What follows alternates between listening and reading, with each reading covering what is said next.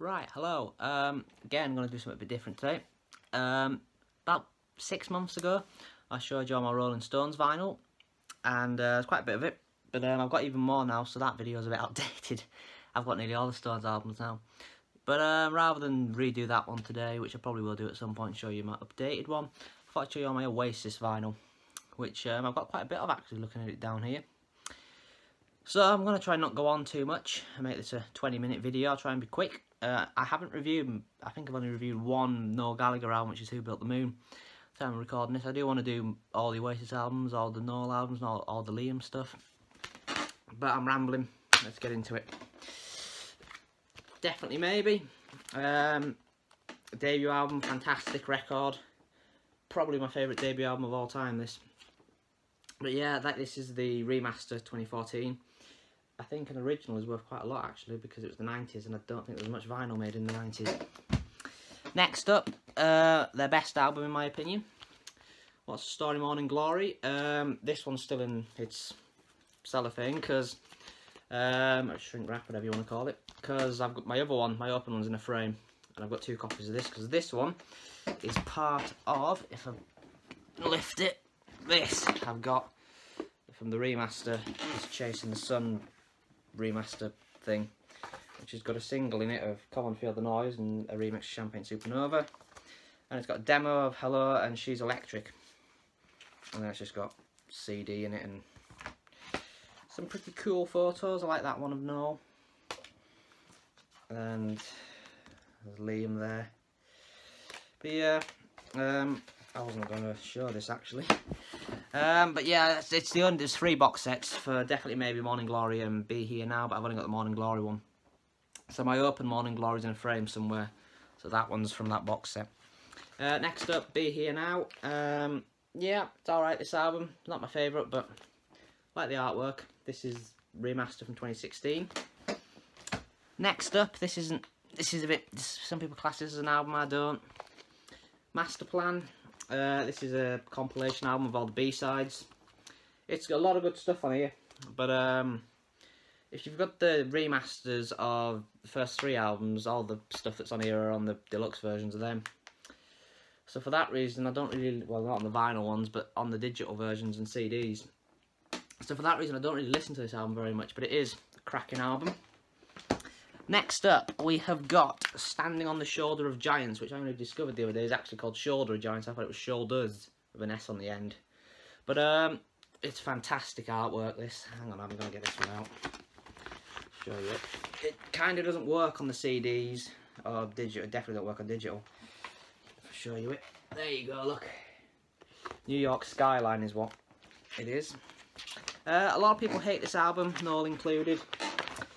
It's not their best album they've ever put out, but it's not bad. There's some great stuff on here. I really like Sunday Morning Call, Where Did It All Go Wrong, Go Lay It Out, Gas Panic, Roll It Over, I Can See a Lie. There is some good stuff on here. It's not as good as the first 3 albums, but yeah, I love the artwork, the New York skyline.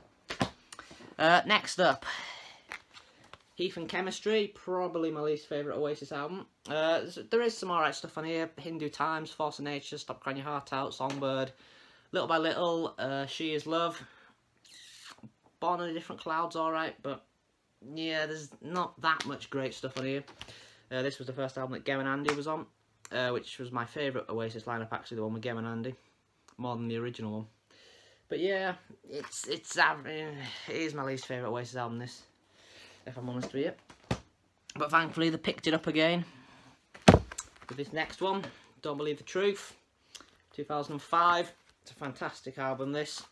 Some of my favourite Oasis songs are The Importance of Being Idle. Well, say favourite, joint favourite probably.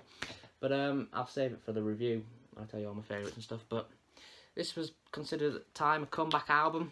And it is definitely a comeback album, this one. Probably the best since Morning Glory. But yeah, a real good album. Don't Believe the Truth. And I think it's Noel's favourite of the last 4. Next up, the last album, Dig Out Your Soul. I said Morning Glory is my favourite album. This one is actually my second favourite Oasis album. I adore this album. So this will probably actually be the first Oasis album I'll review. I want to review this one. I might do that next, my next video. But yeah, it gets overlooked, this album. A lot of people don't like it. A lot of people do like it. But a lot of people overlook it as well. But yeah, it's a real good album, and the artwork on it is amazing.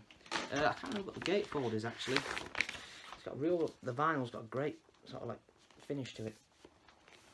There's the gatefold. It's very psychedelic sort of album, this.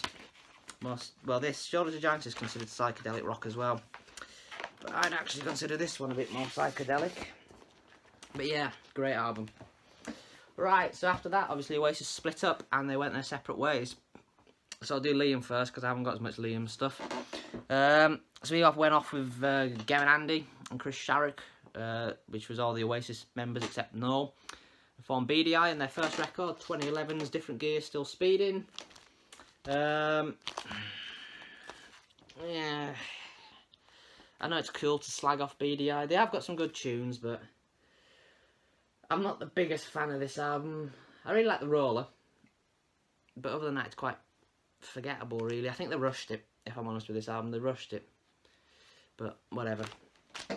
BDI, second BDI album, B from 2013. This one is better than the first one. Quite a few good songs on here. Flick of the Finger, Soul Love, Second Bite of the Apple, to name a few. Yeah, good stuff. It's better, but this was the last one they did. And if I'm honest with you, I'm not too fussed at BDI split up because Gem went off and is now with Noel in his High Flying Birds. And to be honest, I think Gem should have gone with Noel in the first place because I think Gem works better with Noel because they're great. They're both great guitarists and they sort of gel together well on stage. If that makes sense. And Chris Sharrock's obviously gone across to Noel as well. And Andy is now back with Ride. His band that he was in before Oasis, but I haven't got any Ride stuff. I want to try and get some though. So then, fast forward to 2017, Liam's debut solo album, As You Were. It's good, this. Definitely the best thing Liam's done since Oasis split. I do really like this album, but I'm about to get a lot of hate for saying this. It is massively overrated. It is not as good as people make this out to be. You'd think it was Sgt. Pepper or Dark Side of the Moon. You know, that sort of thing. It's not that good. It's just an average album, really. But I do enjoy it. It is good. It is, for Liam, it's good. And funnily enough, my favourite songs in this album are all the ones that Liam wrote on his own. The ones he got other people to write for him, I'm not too keen on. But anyway, so, yeah, it's good. But, right.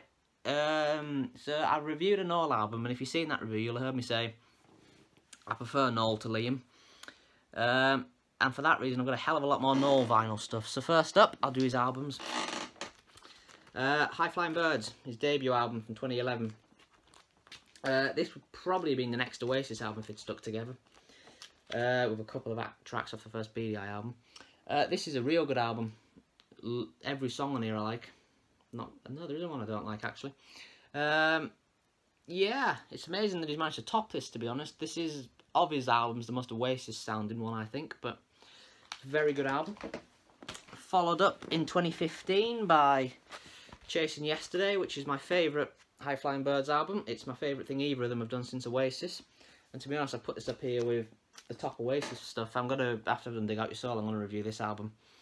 Because it's really good. Real good. Next up, I've got, from last year, 2017's Who Built the Moon. I've done a review of this somewhere on the internet, on YouTube. Probably my last video, no, a few videos back, I don't know when. Yeah, I like this album, really like this album. Right, oh, and I've got this as well. I can't remember, was this 2015, 2016? When the City Meets the Sky, which is the remixes of Chasing Yesterday. It's alright, this album. It's nothing too special, but there's nothing like that's better than the original mixes, but yeah, it's quite good.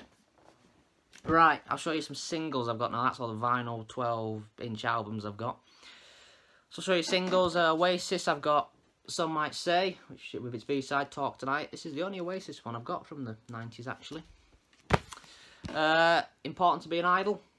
I really like that cover. Probably ain't coming through, but there's a load of writing on it. Laziness is one divine fragment of Godlike. I can't read it. It's got B-side, Pass Me Down the Wine, which Liam wrote. That's alright. Important to Be an Idol, this was their last #1, I think. Then from Dig Out Your Soul, I've got all 3 singles: Shock of the Lightning, I'm Out of Time, and Falling Down. I've mainly got these because of the artwork, which is all pretty amazing stuff, to be honest. Yeah, the artwork from the last Oasis album was pretty good. And that's all I've got as Oasis singles. So I haven't got any BDI or Liam singles, so now I'm going to weigh you down with all the High Flying Birds singles I've got. I've got the debut one, Death for You and Me, with its B-side, The Good Rebel. Not a big fan of The Good Rebel, but other than that, but the A-side, Death for You and Me, really like that. Then I've got AKA What a Life, probably his most famous song he's done since leaving Oasis. And its B-side is Let the Lord Shine a Light on Me, which should have been on his first album. It is one of the best songs I think he's done solo. Really like that song. Then If I Had a Gun, and its B-sides, I'd Pick You Every Time, very good. Great song this, probably again one of his most famous ones. And then his next single was a 12-inch single, Dream On, which I haven't got.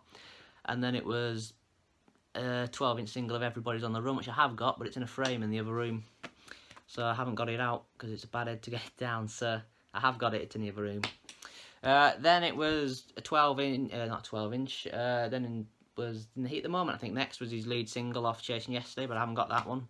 But I have got the next one, Ballad of the Mighty Eye. It's B-sides Revolution Song, which is an old Oasis sort of demo thing that I think goes back to Be Here Now, Standing on the Shores of Giants period. But yeah, this is a good one. Next up, we've got Riverman. I really like Riverman, and its B-side, Leave My Guitar Alone. 2 great songs. Then I've got Lock All the Doors. Its B-sides, Here's a Candle for Your Birthday Cake. I love that as well. And then the last single I've got, it's 7-inch, is Down in the Light, and its B-side is Go the X-Ray Eyes Demo. Great song, this. So I've also got this, which is El Mexicano, which I think was for Record Store Day in 2015 or 2016, somewhere around there. Picture disc. Remix of the Mexican from Chasing Yesterday. Really like that. And then finally, last and most certainly not least, from his most recent album, Holy Mountain. I love this artwork.